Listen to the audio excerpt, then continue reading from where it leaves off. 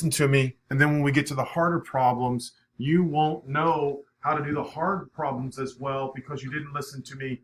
Let me thoroughly explain the easy ones. All right, and then everything that's hard, you can always refer back to the easy problems, and it's the same thing. All right, so now here's what I'm going to demonstrate first. All right, so please look up. All right, we're working backwards. We're trying to figure out what two things multiply together to get 8x squared plus 72x. So my explanation has always been this when we're first starting out. All right, when we're first starting out, I always tell kids think of terms of buckets. In this bucket, and we have this bucket right here. All right, now you don't have to write this down. Please just pay attention.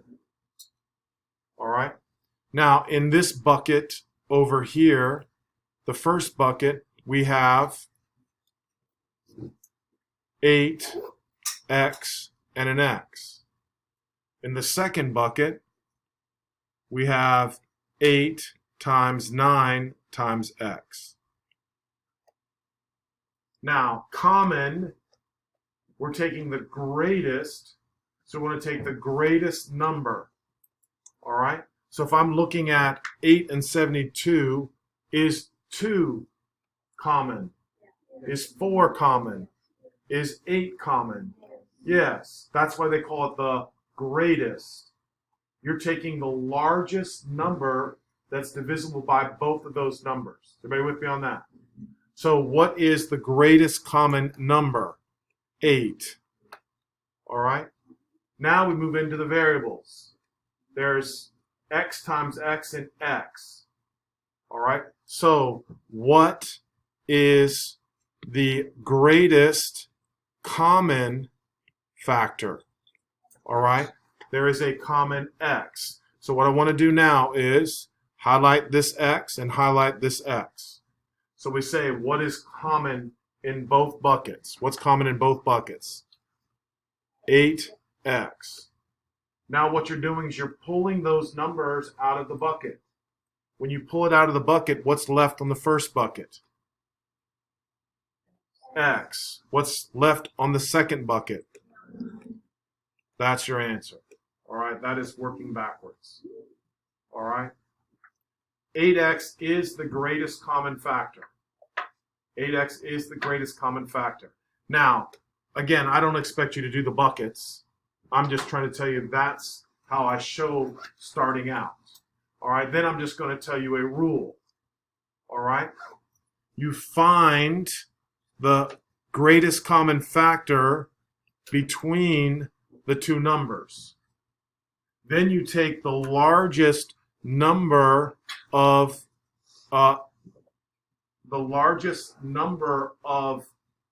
variables that you can pull out.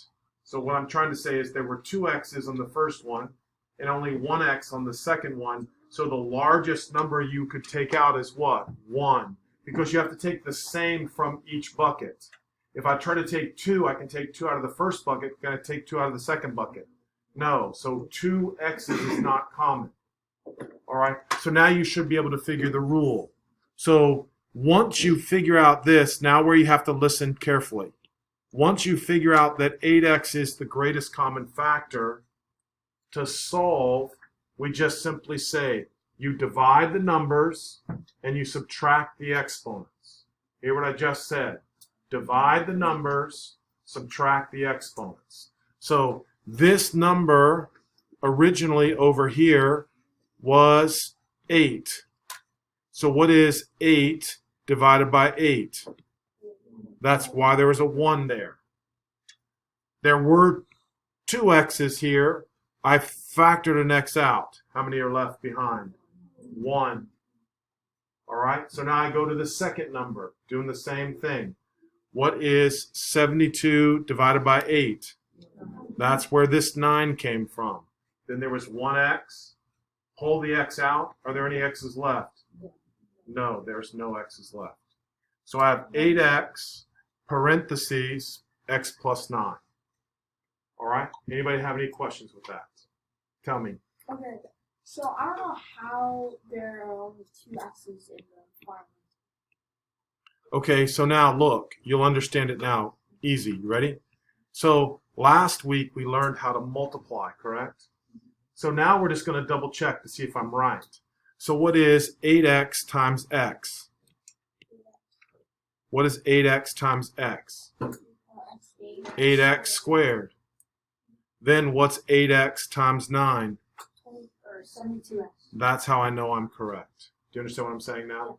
All right. We're undoing what we did last week. That's all we're doing. We're undoing what we did last week. Quickly. Never mind. All right, what? So that last thing you did, was that just like to check your Yes, and I get mad on the next test. Everybody should make a what? work? If you check your work. Right? Because all you have to do is pull out the factor, and then to see if you're right, you just remultiply it. And if when you remultiply, you get the right answer, then you know you're correct. Okay. All right? Provided that the GCF is correct. Yeah. All right, come on, guys. That was easy. All right? So now, let's take a look at number 4. What's common with 4 and 28? I ask you a question about 4 and 28. What is common with 4 and 28? 4. Right? 4 goes into 4 and 4 goes into 28, and that's the largest. Does 2 work? Yes. Does 7 work? No, it does not. So I put a 4 down. Now, how many P's can I pull out of each bucket? 1. So I have a 4P. Then I open parentheses. Divide the numbers. 4 divided by 4. Now, I like to put a 1 here just because I'm trying to show you, for consistency's sake, I'm dividing. There were 2 P's. I pulled 1 out. What's left? 1P. Minus, what's 28 divided by 4?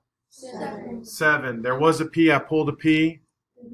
Nothing left. Guys, I'm telling you, it's that simple. That's all there is to it. All right? Divide numbers, subtract exponents. Establish what the GCF is, then divide numbers, subtract exponents. Really, really, really simple. All right, so here we go. Just to make sure. 6 and 72. What's the GCF? 6. How many P's? 1. Final answer. 1. 1P minus 12. Do I have to put the 1 there? No, don't. If you don't want to. All right, what? Yes. What's 6P times 1P? What's 6P times negative 12? So I know I'm right. It's honestly just what we did last week. You with me? Yeah. All right. All right. So let's just fly around the room real quick. Let's give Mia a shot. Go. What's common? 3. And? Come on, come on. Leave her alone. How many V's here? Oh, there's 1 V. Right. Final answer. When I factor out the 3V, what's left behind? 20. Well, sorry. It's okay. You're the first. V, 3 divided by 3. 1. 1. 1 V and then minus 1. There you go. 1V minus 20. Not bad. All right, Charlie, you help me. Number 10. Yep. Yep.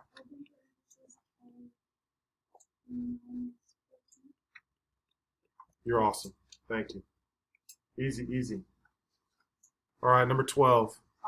6 and parentheses and minus 18. 19. Not a big deal.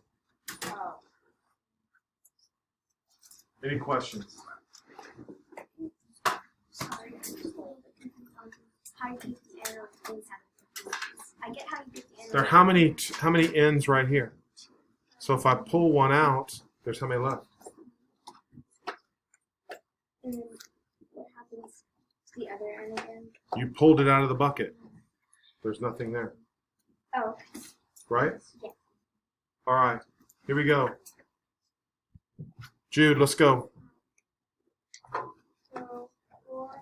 Hey, hold on a second, you guys. Just put your hand up. All right, I don't want any distractions. I want to get done. All right, Jude, go. 4, 4. 10, Yes. 8, Yes. Beautiful. All right. It should be in alphabetical order, but for some reason, all right, it's not. And then let's look here. Now again, my preference is that you just divide the numbers first. So what's 4 divided by 4? 1. Is everybody with me? 1. You pulled an N and you pulled an A. So what's left? That's it. A. Agreed? All right. Now divide.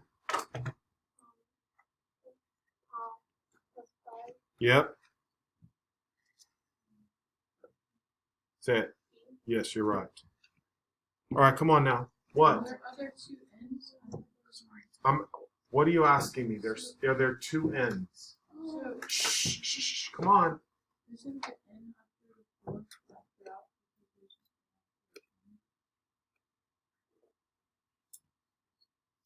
If I multiply this times this, do I get this right here, Bo? If I multiply this times this, do I get this? I'm not sure what your question is. You see what I'm saying now, right? All right. So again, good, speak up. Sometimes I'm not sure about your question. All right. But again, I'm trying to show you if you want to check if you're right or not, or if what you think is correct, just remultiply it. It should come up to be exactly what the original problem was. I'm just making sure I have it. But, so when you bring the B down, is that because there is no other B? No. There are buckets. In this bucket here, right here, you pulled out an N and an A. What's left behind? The B is. You with me now, right? All right. Here we go. Again, the rule is divide numbers, subtract exponents. All right, because when we multiplied numbers and what? Added exponents. Now we're going backwards. Instead of multiplying, we're what? Dividing. Instead of adding, we're what? We're going backwards. I'm teaching you how to think backwards now. It's going to take you a little bit. All right, Kenzie, you're up. NX, NX, parentheses. X,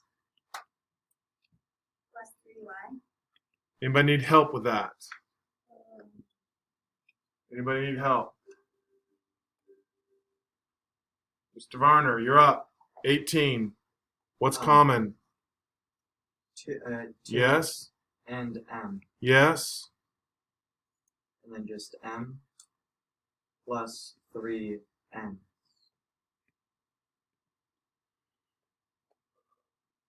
Easy. Easy. All right. Mr. Wilson. Okay. So with -5, What? -5. No. The only time we factor out a negative is if the leading coefficient is negative. It wouldn't be wrong, right? But still, we don't unless the leading coefficient is negative. What? No, we're not asking you. I'm letting him do number 20. Then You have would a it be- question with number 18. You good, Charlie? All right, 20. Read, go. Would it be 5 then? 5. And then would it be P Yes. and then just Q? Yes. Open parentheses. Q. What about the number? 1Q. No, 5. Wait. Just Q, right? Divide numbers. Oh, 2Q. 2. 2Q. Why Q? Because there's an exponent. Isn't that a P? Oh, P. PQ. Or just P. Right? Yeah. And then? And then minus Q. There we go. Now make sure, right? We're good. Right? Got to ask if you don't know something. What? How did you get the 5 and the 2? Or how did you get the 2? What do I do with numbers? What's 10 divided by 5? 10 divided by 5 is 2. That's where the 2 came from. Where did this 5 come from? What's common between 10 and 5? Shh. 5. So you have to divide. I'm not. Sit up, first of all. Come on, I'm asking you to tell me what's common between 10 and 5. 5. So that's where I got this 5 from. Now, how do I get this number? Please tell me. 10 divided by 5. And how do I get this number right there? No, there's no 10 anymore. Now you're with me. You with me? Dividing the numbers. Technically, there should be a 1 there, but do we have to put a 1 there? You good now, right? Come on, guys. Same rule. Divide numbers, subtract exponents. All right, anybody else on 20? All right, 22. Uh-oh, go. 4A, B, D. Hold on. 4AB Squared. Beautiful. 4ABD squared. And then 8, What? 12 divided by 4 today is 8. 3. 3. A, B squared, C squared. C what? C to the third. C plus 2 D. Again, that was a little bit harder. All right, so just double check, verify. What? Why did you? Oh wait, never mind. Come on, that's what I'm saying. Before you ask, honestly, guys, I'm not trying to give you a hard time. I want you to ask me. But it's the same rules. The same rules. Divide numbers and do what with exponents? Subtract them. Morty, what? Why would it be D squared? How many D's are in the first one? 2, How many are in the second one? 3. How many can you take out? That's why it's D squared. That's all there is to it. What? Why do you need the C cubed in parentheses? How many C's did we take out? Or How many C's did we take out? None. That's why I left them all there. oh, okay. Right? There wasn't anything common. Come on, what? This is about 20 and 22. No, just 22. Okay, so do you just like pretend there's a division line underneath the 4ABD? I'm not pretending anything. I'm telling Is you that how you that's the do it? rule. Because like you How- divide down. Yes, good. This, now again, here's what I'm trying to tell you. Please listen. Double check your work. Right? So you're asking for, listen to me, 4 times what is 12? That's why 3 goes there. Okay. Or you can just say what? 12 divided by 4 is 3. Yeah. You with me on that? Yeah. So I'm trying, now again, listen, some of you think I'm giving you a hard time. I'm not. I'm trying to get you to realize last week we distributed and you all did great on your test. So I know you know how to do that. So now this week I'm just telling you, hey, we got to go what? Backwards. So last week we multiplied numbers and added exponents. Today we're going to divide the numbers and subtract the exponents. That's what I'm trying to tell you. All right. Morty, did you do one yet? No. All right, you're up, I think. Come on now. 24. 4 R squared Beautiful. parentheses 2 R cubed minus 5 R squared minus 12 Y minus 3. Go ahead. because 4 negative 5 divided by 2. Say it again. Negative 12 divided by 4 is negative. Exactly. Right. Divide all the numbers. Subtract all the variables. You good? Again, it's just going to take some practice because you're going backwards. You're not used to doing it. That's why I'm telling some of you keep asking me questions. Just look. Just look. All right? Brady, go. Shh. 5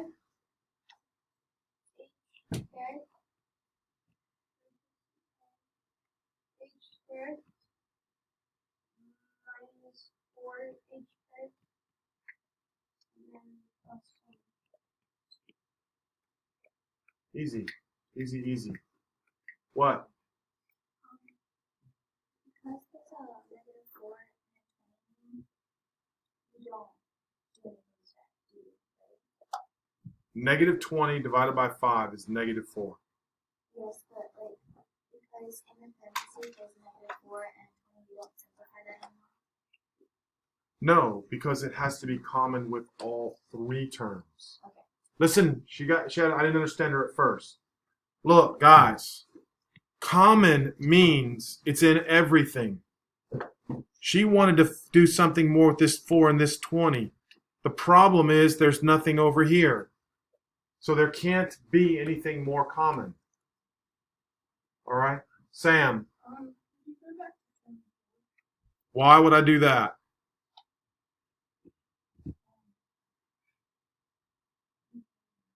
You sure? I'm glad. I don't want you left behind. All right. Does everybody agree that's kind of easy?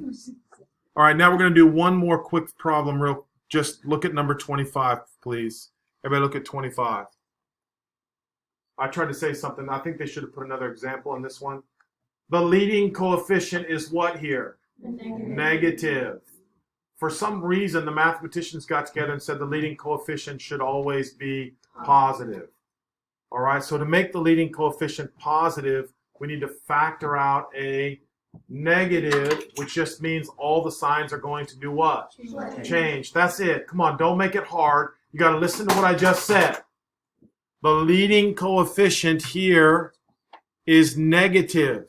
So you're going to factor out the negative. When you factor out the negative, what happened to all the other signs? They changed. If it was negative, it went to positive. All right? Now, you factored out a negative 3p. Is everybody good on that now? All right, look at the answer and make sure you understand that. If you don't, you can raise your hand and say, give me a little bit of help. Everybody okay with that? Any questions? All right, so all you now have to do is the what? Odds. You should be done by the end of class. I think it's pretty easy. Everyone is supposed to submit this back to classroom when you're done. You have to finish today in class. It would be nice if you finished, then just submit it. If you don't know how to submit it, you got to find somebody that can help you because I can't, because I don't do that. All right? Does everybody understand what we're saying, right? Turn it in so tomorrow we don't have to waste time. I have a whole bunch of factoring problems for us tomorrow. All right? That we need to get through, so I need to spend as much time as we can. Is everybody hearing me? All right, get to work. You should finish them up. I'll post the answers if you'd like to see them. All right, if you want to double check, but you shouldn't really have to because you can double check them on your own. Sorry about that.